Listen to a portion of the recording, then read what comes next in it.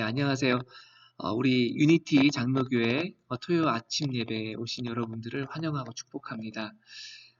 사실 좀 전까지 우리 라이브 방송을 했었는데, 안타깝게도 방송이 자꾸 끊기고 지연되는 바람에 이렇게 녹화본을 찍어서 여러분께 말씀을 전합니다. 다시 한번 대단히 송구스럽고 또 죄송한 말씀 드립니다. 네, 오늘 우리에게 주시는 하나님의 말씀 같이 보도록 하겠습니다. 사도행전 18장 12절에서 17절까지 말씀입니다. 갈리오가 아가야 총독되었을 때에 유대인이 일제히 일어나 바울을 대적하여 법정으로 데리고 가서 말하되 이 사람이 율법을 어기면서 하나님을 경외하라고 사람들을 권한다 하거늘 바울이 입을 열고자 할 때에 갈리오가 유대인들에게 이르되 너희 유대인들아 만일 이것이 무슨 부정한 일이나 불량한 행동이었으면 내가 너희 말을 들어주는 것이 옳거니와 만일 문제가 언어와 명칭과 너희 법에 관한 것이면 너희가 스스로 처리하라. 나는 이러한 일에 재판장 되기를 원하지 아니하노라 하고 그들을 법정에서 쫓아내니 모든 사람이 회당장 소수대네를 잡아 법정 앞에서 때리되 갈리오가 이 일을 상관하지 아니하니라. 아멘. 우리 함께 같이 기도하겠습니다. 살아계신 하나님, 이 시간 주님 말씀을 우리가 붙들고 하나님 그 말씀 앞에 나아갑니다. 주여 하나님 말씀을 전하는 자나 듣는 자나 오직 주님의 성령의 역사하심으로 말미암아 하나님 오직 주님의 뜻만이 이 말씀 속에 밝히 드러날 수 있도록 도와주시옵소서. 감사하고 예수님의 이름으로 기도합니다.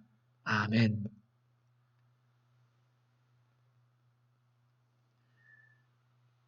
네, 지금 저희는 우리 사도행전 강해를 하고 있습니다. 그 중에서도 이 사도 바울이 제2차 전도 여행을 하는 중에 이 고린도 지역에 이르러서 사역을 하고 있는 상황이죠. 이 고린도라고 한다면 어떤 곳인가 먼저 좀 살펴볼 필요가 있습니다. 그리스 남부에 보면 이 아가야라고 하는 로마의 속주가 있습니다. 우리 플린트가 이렇게 마치 고린도와 같은 도시라고 한다면 이제 이 아가야라고 하는 곳은 좀 광역적인 그러니까 한 미시간 주 정도 되는 것 같아요. 이 로마 제국 이 미국이라고 한다면 아가야는 미시간 그리고 어, 그 고린도는 이 플린트 정도가 되겠죠. 이 아가야 주의 총독, 곧 미시건 주의 우리 주지사 정도 될 것 같은데요. 이 총독이 누구였냐면 바로 갈리오라고 하는 인물이었습니다. 이 갈리오라고 하는 사람은 사실 대단한 사람이에요. 굉장히 유명한 사람입니다. 그 갈리오라는 사람 자체도 유명하지만 아마 여러분 세네카라는 분을 들어보셨을 것 같아요.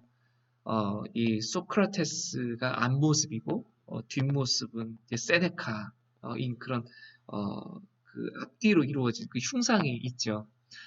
이 세네카라는 사람은 스토아 학파의 그 아주 거성이고 그 철학자고요. 그리고 교육자였고요. 또 정치가이기도 했습니다.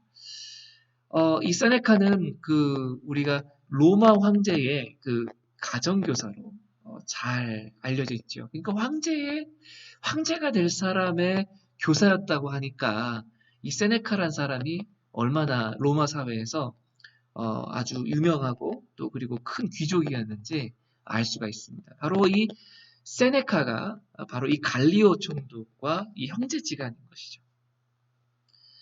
그래서 이 갈리오 총독 역시 이 사람들에게 굉장히 명성을 많이 얻고 이 차세대 아주 유력한 그런 정치가로서 아주 이름을 날리고 있던 사람이었습니다. 그런데 이 갈리오 총독과 이 사도 바울이 만나게 됩니다. 어쩌면 이제 로마 역사 한복판에 이 사도 바울이 있게 되는 것인데요. 이 역사적인 만남이 그러나 썩 유쾌하진 않았어요. 왜 그랬냐면 이 유대인들이요. 이 갈리오 총독 앞에 사도 바울을 끌고 와서 이 재판정에서 만난 것이기 때문입니다. 좋은 상황에서 만난 것은 아니었어요. 그럼 유대인들이 왜 이 사도 바울을 끌고 왔는가? 그것을 보자면 어, 사실 사도 바울이 1년 6개월 동안 이 고린도에서 사역을 아주 잘 했습니다. 그러나 여러분 알다시피 그 유대인들이 이 사도 바울을 쫓아다니면서 이 사도 바울이 전하는 예수 그리스도의 복음에 대해서 핍박하고 방해를 하고 그리고 사도 바울을 해하고자 했던 그 시도들이 이미 여러 차례 가는 곳곳마다 사실 있어 왔었죠. 이 고린도에서 1년 6개월 동안 이 사역을 하는 동안에도 이런 핍박의 어떤 그 박해의 상황들이 올 수 있었으나 이 하나님께서 말씀하셨어요. 뭐라고 했냐면 사도 바울아 두려워하지 마라. 내가 너와 함께하고 아무도 너를 이곳에서 해하지 못할 것이다. 그래서 이 사도 바울은 함께하는 동역자들과 더불어서 이 고린도에서 이제 왕성하게 사역을 해 왔는데요. 문제는 이제 그 1년 6개월이 지났을 때 더 이상 유대인들이 참지 못하겠는지 이 사도 바울을 붙잡아다가 끌고 이 갈리오 총독 앞에다가 데려다 놓은 것입니다. 그래서 이 유대인들이 사도 바울을 이제 고소합니다. 근데 고소하는데 뭐라고 고소하냐면 이 사람은 법을 어기면서 하나님을 공경하라고 사람들을 선동하고 있습니다. 오늘 말씀에 우리가 이렇게 볼 수가 있죠. 그런데 이 이야기를 듣자마자 이제 사도 바울이 어, 이렇게 항변을 해야 되지 않겠어요. 그래서 갈리오 총독님하고 이 사도 바울이 말하려고 하는데 갑자기 갈리오 총독이 말을 탁 끊습니다.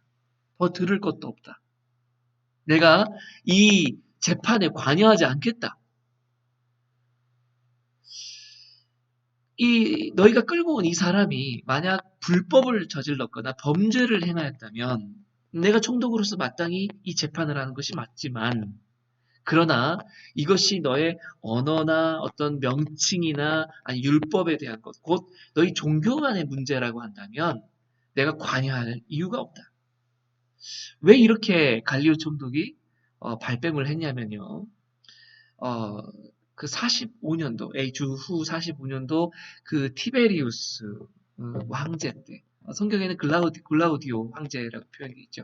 이때에 45년도부터 48년도까지 지난번에 말씀드렸던 것처럼 이 로마 전역에 아주 극심한 가뭄이 있게 되었고 그래서 아주 로마 제국 전체적으로 경제가 너무 어렵고 흉년이 크게 들었던 그런 시기였습니다. 우리가 지금 코로나19로 말미암아서 지금 몇 달 지금 그 겨우 한두 달 지금 지나간 상황에서도 그 정말 나라가 너무너무 힘들잖아요. 우리 삶이 너무 힘들잖아요. 그런데 이 상황이 이 로마 제국에서는 3년 이상이 4년 정도 이렇게 이어졌던 왔던 거예요. 그래서 얼마나 민심이 흉흉하고 그 나라가 힘들었는지 모릅니다. 그러한 때에 이 로마 제국 안에 있던 그 로마에 있던 이 크리스천들 유대인들과 그리고 로마 율법을 준수하는 전통적인 유대인들 간에 큰 갈등이 일어나게 됐어요. 로마에서요. 이미 로마 제국 안에는 이 크리스천들이 이제 활동을 하고 있었는데 그 활동을 시기하고 또 핍박하고자 했던 것이 바로 이 전통적인 유대인들이었던 거죠. 그래서 큰 소동이 났고 이 소동이 나자 이 로마 황제인 티베리우스 입장에서는 이게 굉장히 불편한 거예요. 안 그래도 이 로마 제국에 지금 큰 어려움이 닥쳤는데 이 종교의 문제로 이렇게 불만을 터뜨리고 그리고 갈등을 일으키는 것이 못마땅했습니다. 사실 로마는요 모든 종교를 다 수용하고 인정하는 그런 제국입니다. 그래서 종교 간의 갈등이 일어난다? 이것은 그 국가적으로 볼 때 위태롭다고 여겨요. 왜냐하면 그 여러 다민족, 다국가가 이렇게 로마에서 정복이 돼서 함께 하는데 서로의 문화와 종교를 인정해주지 않으면 같이 갈 수가 없는 거예요. 그래서 이 로마에서 가장 싫어하는 게 무엇이었냐면 바로 이 종교 간의 갈등, 문화적인 갈등, 이렇게 서로 반목하고 이렇게 나뉘는 것을 제일 싫어했습니다. 그래서 결국 무슨 일이 일어나냐면 이 49년도에 이 티베리우스 황제가 글라우디오 황제가 이 모든 유대인들을 다 추방합니다. 크리스천 유대인도 추방하고, 그리고 전통적인 모세 율법주의자들도 다 추방하고. 그래서 이제 추방돼서 왔던 게 우리가 우리가 지난번에 우리가 함께 봤던 네, 우리 누굽니까?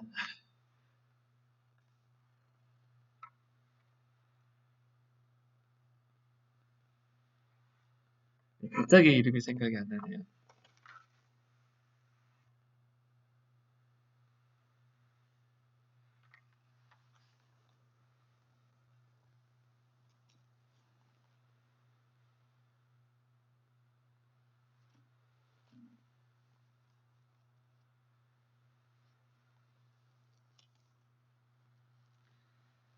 네, 방송을 하다 보니까 갑자기 기억이 안 나는 경우가 생기네요.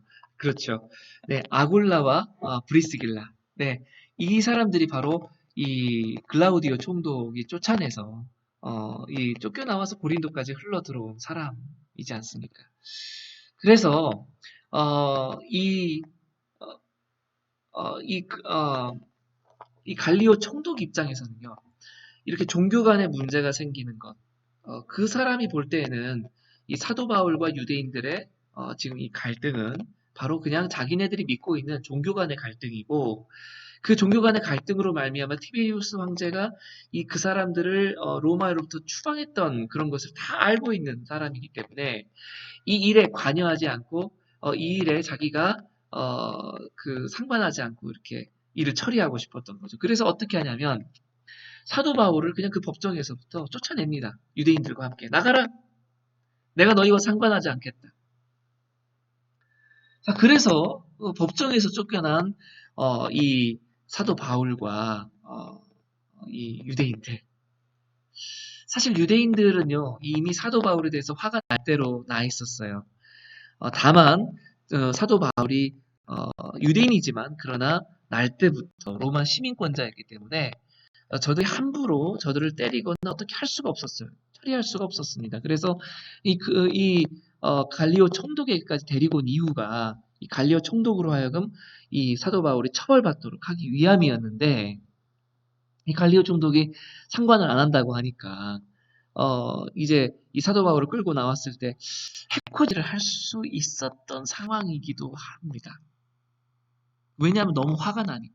지금 법적인 문제 이런 거 따지지 않고 바로 이 응징을 하고 이 사도 바울을 해하고자 할 수도 있었는데 그런데 희한한 일이 생겨요. 17절 말씀 보니까 이 사도 바울이 저들한테 이렇게 핍박을 받거나 해코지를 당한 것이 아니라 다른 사람 지금 본문 말씀에 보면 회당장 소스데네라고 하는데 이 회당장 소스데네가 대신해서 이 사도 바울을 맞아야 될 것을 이 소스데네가 대신해서 저 사람들로부터 얻어맞는 거예요.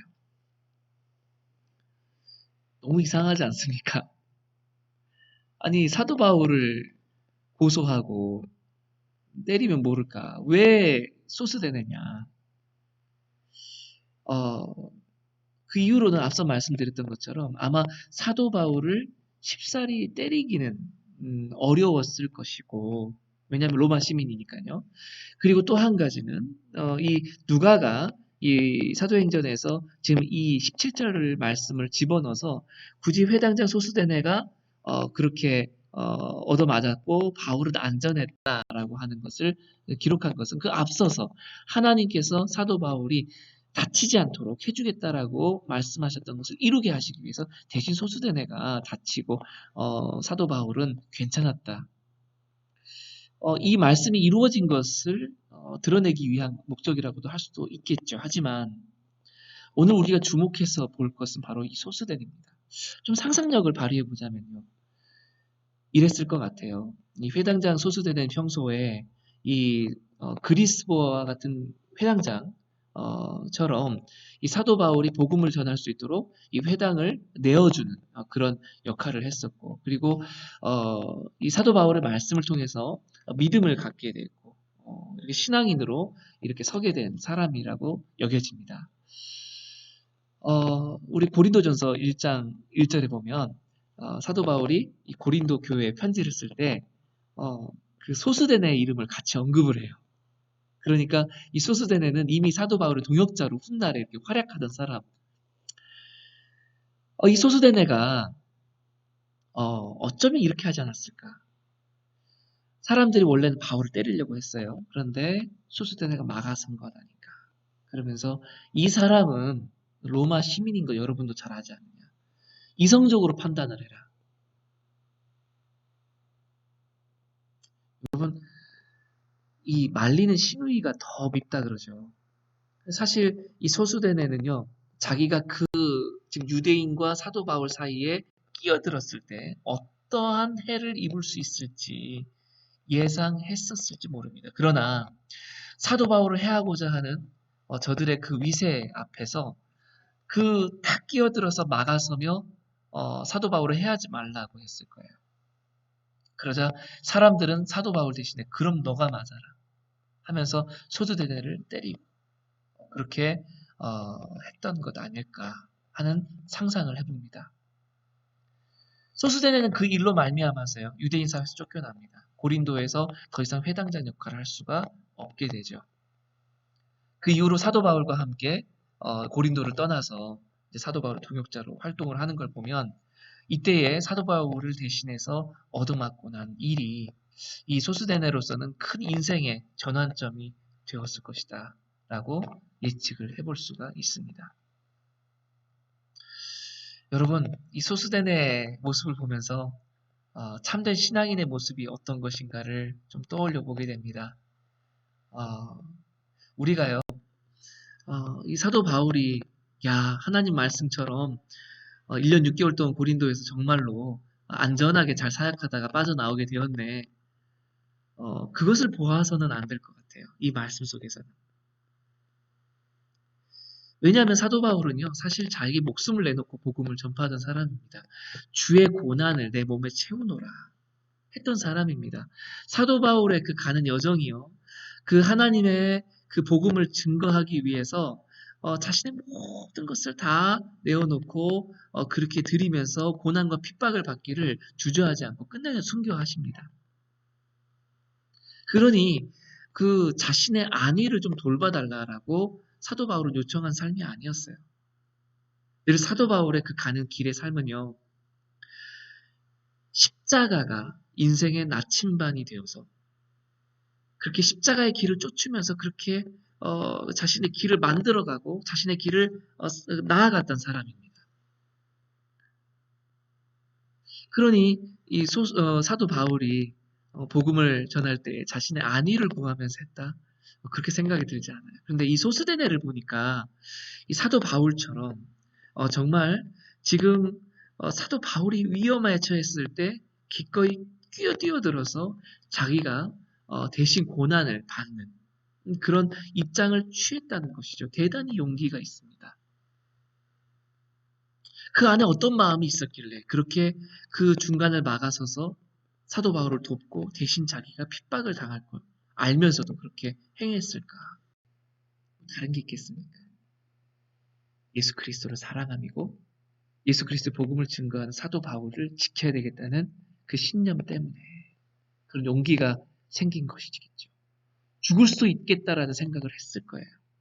그렇지만 그 불구덩이 같은 상황 속에 뛰어들기를 주저하지 않았습니다. 이 소스데네를 보니까요, 비교되는 인물이 나옵니다. 네, 우리가 앞서 소개했던 갈리오 총독. 네, 이 사람은요, 사도 바울의 일에 끼어들지 않았죠.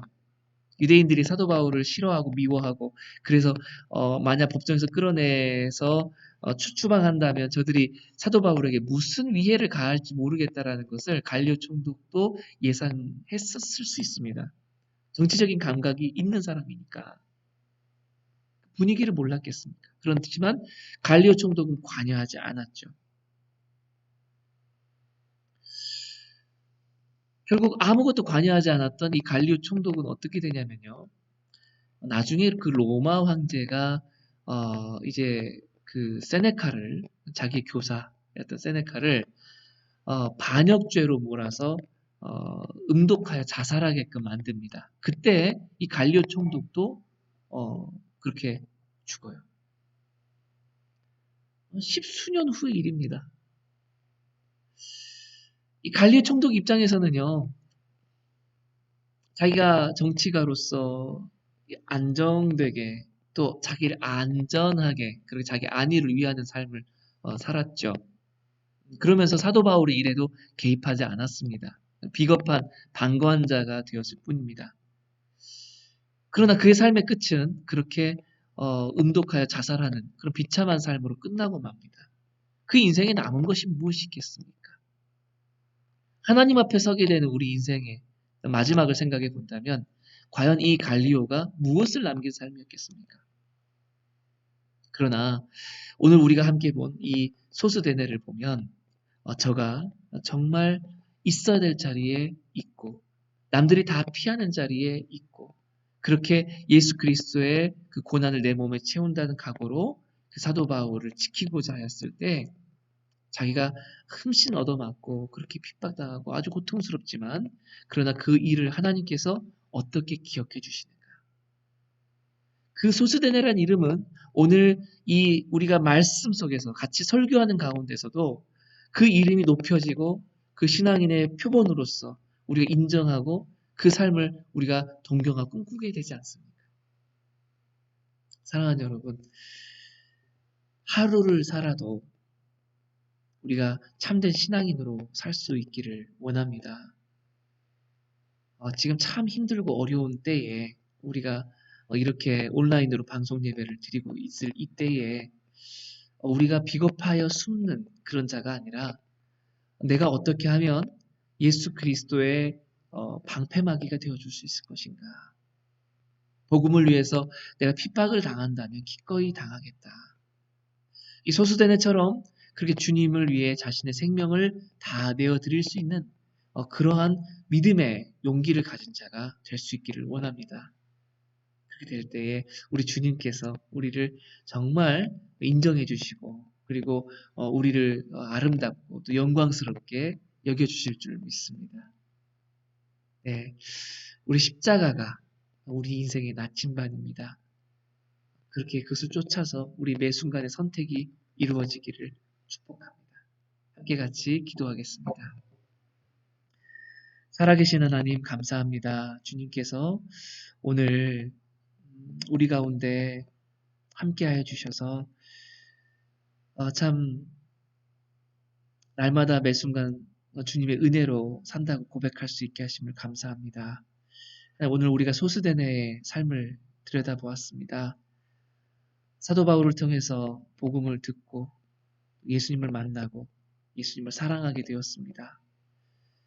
사도 바울이 위기에 처했을 때 저가 대신 그 앞을 가로막으며 사도 바울에게 그 가해지는 모든 폭력을 자기가 다 받아내고 대신 맞고 대신 상처를 입고 대신 쓰러지는 그런 삶을 살았습니다.